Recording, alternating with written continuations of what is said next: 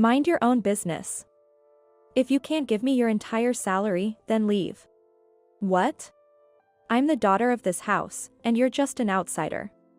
If you're willing to give me your salary every month, I might let you stay.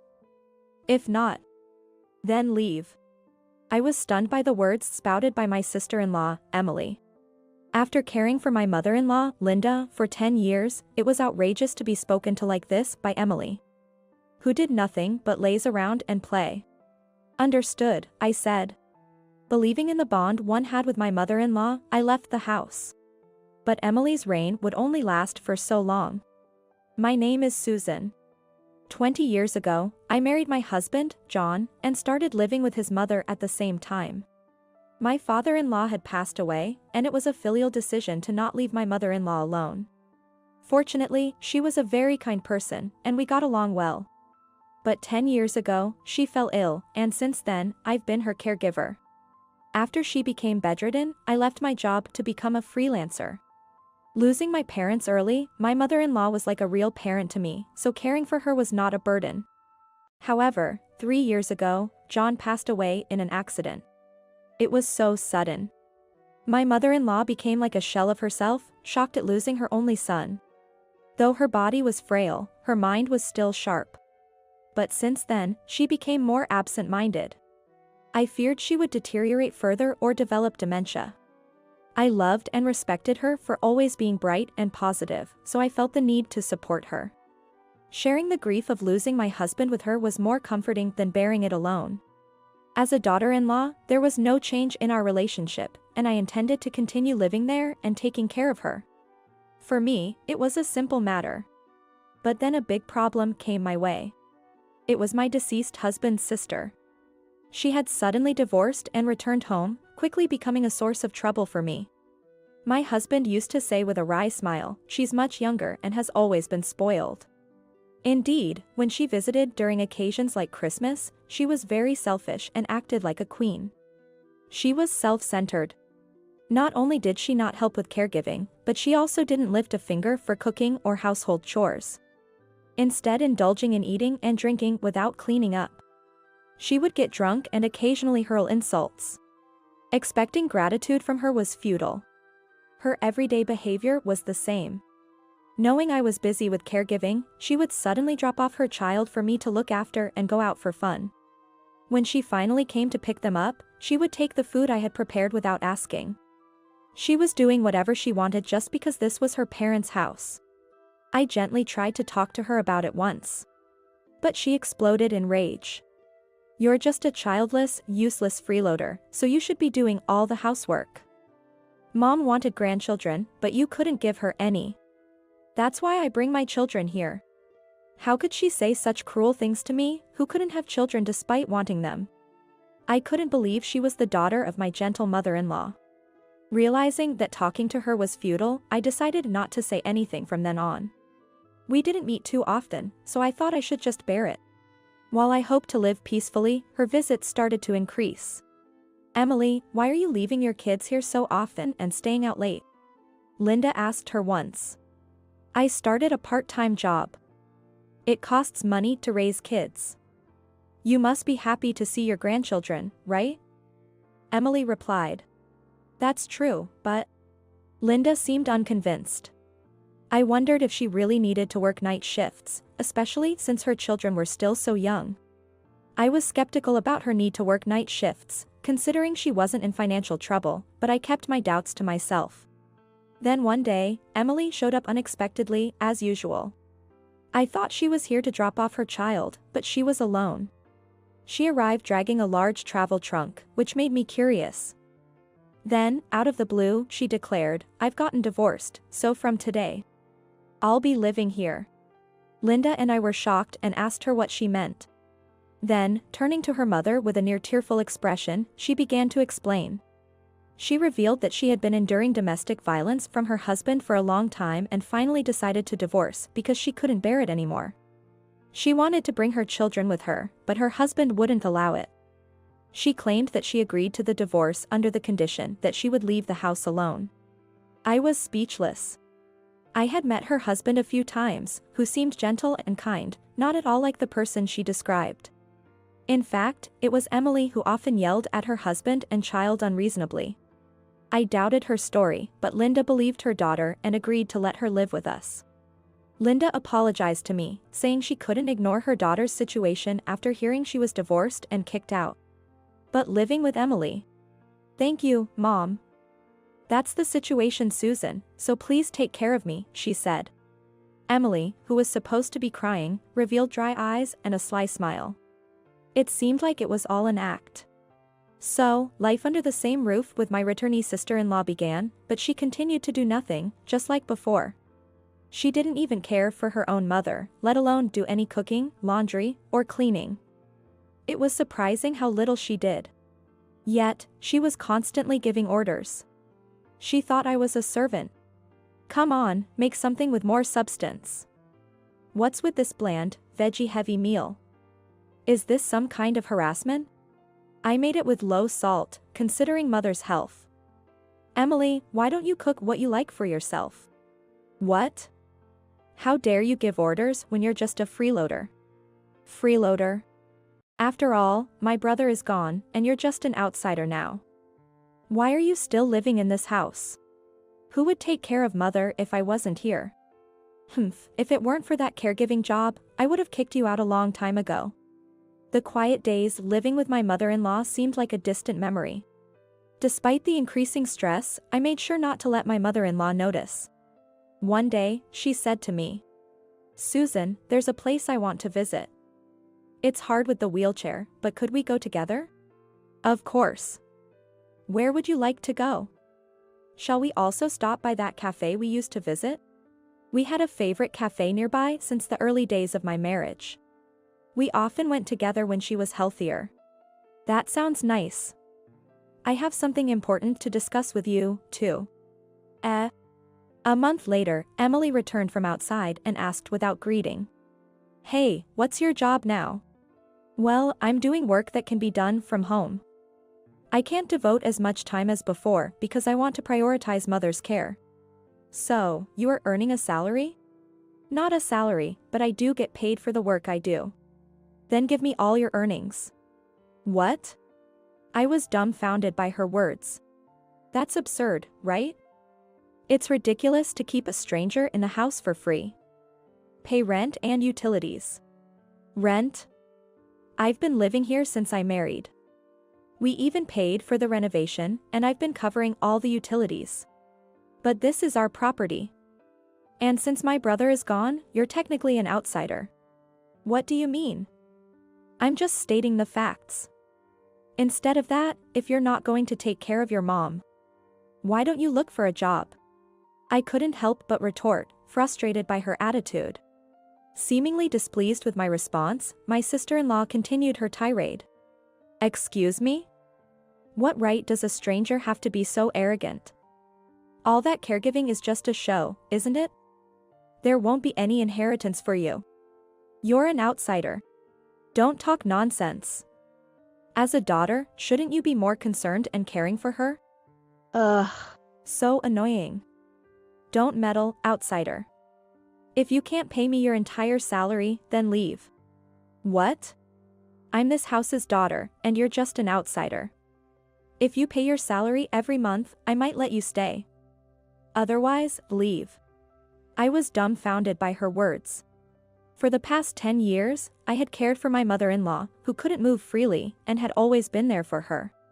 Especially after her son passed away. I had the urge to declare that I was more of a daughter to her than she ever was. To think you can say such awful things when I've been handling everything in this house. My voice trembled with anger. But Emily just scoffed at me. It's only natural to receive money for keeping a non-family member in the house. How dare you act so entitled, you must be after the property. Fine. If that's how you feel, I'll leave. Okay. So you can't pay me, huh? What about Mother's care? Promise me you'll take care of that properly. Yeah, I get it. Annoying. You know the helper we've been using, right? Arrange for them to come daily. And of course, you'll handle the payment. I couldn't believe it. She had no intention of taking care of her mother herself. I couldn't leave my mother-in-law in her hands. I immediately called a care manager I knew. A few days later, I moved out, knowing Emily would likely continue her usual habits of being away from home. Coordinating with the care manager, I visited my mother-in-law during Emily's absence. "I'm so sorry, Susan. I never thought she would kick you out." I asked her to take back her words, but she wouldn't listen, said Linda. "Don't worry about it. Just call me if you need anything," I reassured her. Then, suddenly, a farewell came. Linda, who had been stable during the day, suffered an attack of her chronic illness in the evening. I rushed to the hospital upon receiving the call from the care manager, but Emily was nowhere to be seen. A few hours after being admitted, the doctors did all they could, but Linda passed away. I couldn't even say goodbye or express my gratitude. Tears wouldn't stop flowing. A few days after her funeral, relatives gathered in the house, now occupied only by Emily. Linda had wanted her will to be read in front of everyone. The lawyer she hired, named David, addressed the gathering. "Before I read the will, as per the deceased's wish, we will listen to a recording of her voice. Please, listen." Her voice filled the room. Everyone listened intently. "Thank you all for gathering here. I appreciate our time together. Now, I'll leave my will regarding my estate. It's not a large sum, but I wanted to avoid any trouble and have all relatives here. To my daughter, Emily, I leave $10 million. She didn't care for her mother, but she has a small child and needs to pay alimony. I leave only the legally required portion." "What? Just the required portion? Isn't it all mine?" Emily's voice rose in disbelief, and murmurs spread among the relatives. "Emily got divorced? She hasn't shown up at family gatherings for years. Alimony? She doesn't even have custody of her child? Wasn't John's wife the one taking care of Linda alone? She's been living there and caring for her even after his death, hasn't she?" Emily stood there, her face flushed red and fists trembling under the gaze of all the relatives. "What does this mean?" she demanded. Unaware of her anger, Linda's voice continued in the recording. "Those hearing for the first time about my daughter Emily's divorce might be surprised. The reason for the divorce was her infidelity." "What?" The relatives, taken aback, collectively gasped, and Emily's complexion visibly changed. "Why would she know that? Susan cared for me while Emily neglected her family and indulged in affairs. Her husband caught her, and she lost custody. I didn't want to leave her anything, but knowing her, she would claim her right. So, I leave her only half of her legal share. Please pay the alimony and use the rest for my grandchild." As I listened to her voice, I felt a sense of peace. "And Susan, thank you for being my daughter-in-law and for everything you've done. I loved your honesty and kindness. You bore the hardest pain when John died but stayed strong for me. No amount of thanks is enough." Tears flowed from my eyes.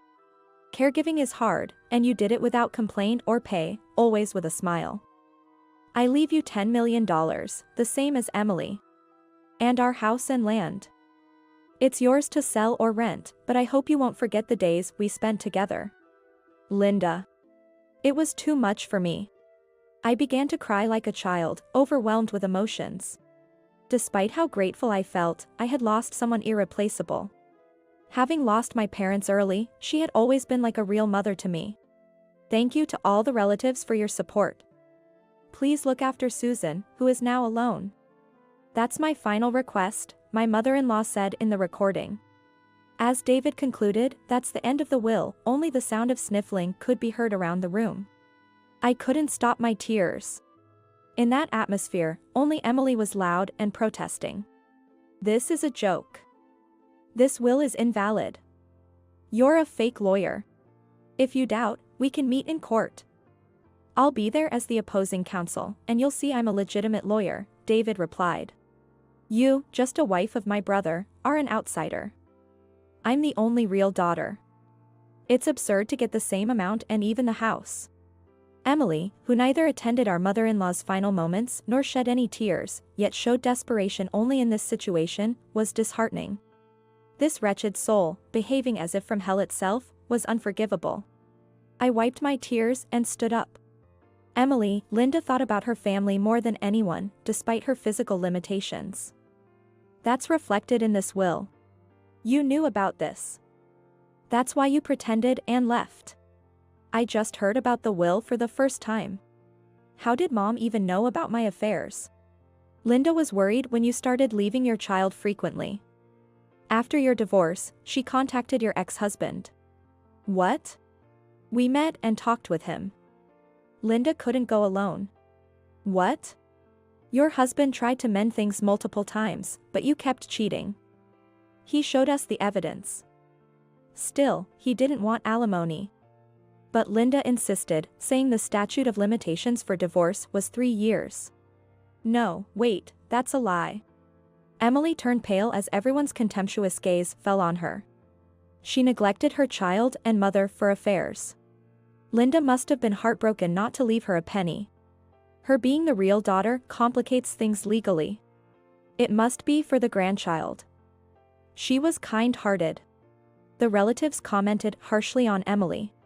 As for the inheritance I'm receiving, you seem unhappy, but I was legally adopted by Linda. Legally, I'm her child too. What? I have the same legal standing as you. What? Emily was pale. Still, she continued to rant. That's impossible. I didn't approve of this. You can't do this without the daughter's consent. Your approval isn't needed for adoption. What? Indeed. David added. No way. You kicked me out of the house, but now the tables have turned. I'm inheriting this house, so could you please pack your things and leave soon? I asked. Finally, Emily crumbled to the floor, motionless. The relatives who had heard everything burst into applause. Some were teary-eyed. It's good that you, who have cared for Linda all these years, are rewarded. You were more like a real daughter than a daughter-in-law. If you ever need help, just let us know. I bowed deeply. Thank you all. Surely, my mother-in-law had gathered everyone to prevent any misunderstandings or rumors about me inheriting the estate. And Emily, having lost her credibility and trust, received no words of comfort from the relatives. She left the house cursing and later had to pay alimony from the inheritance. Her life seemed to become challenging. Still, the substantial sum that remained with her, despite her lack of savings or job, spoke volumes about my mother-in-law's generosity. I wished Emily would use the money wisely for her children and work hard, but people like her rarely change. The money would probably run out quickly. Now, I live leisurely in my former home, sorting through belongings. The house is too big for one person, and the property taxes are hefty. I needed to decide what to do. David gave me the recording of Linda reading her will. He mentioned that she had specifically requested it be given to me. Thank you for everything. I always loved your honesty and kindness. Her words echoed in my mind, bringing tears to my eyes. Did I express my gratitude enough? I never thought of caregiving as a burden but as something natural. Had my feelings reached her? Maybe the will was her answer. I wiped away my tears. It was too soon, staying at home brought waves of sadness. I couldn't keep crying, I didn't want to worry my husband and Linda in heaven. All right, I'll visit that cafe today. I said aloud, deciding to step out.